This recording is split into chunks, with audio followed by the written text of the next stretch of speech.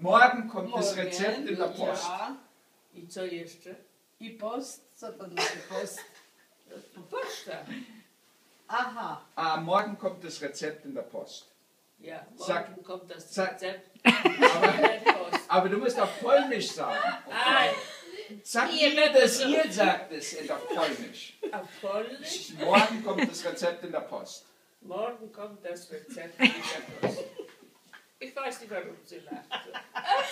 Oma, sag das auf Polnisch zu die Theresa, weil die Theresa versteht kein Deutsch. Also sag das auf Polnisch.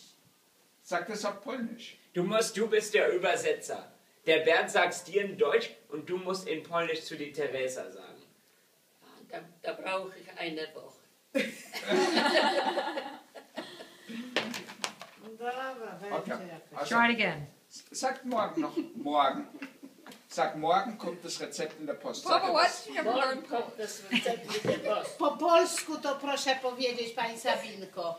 Tak, taka nie jestem. Ja nie jestem taka, żebym tak wszystko umiała. Ale to pani wie, że jutro przyjdzie pocztą recepta, tak? Ja jestem przekonana, że ja tego nie spalę. Ja to postawię na tym i tak będę się patrzeć jak nie wiem co. Okay.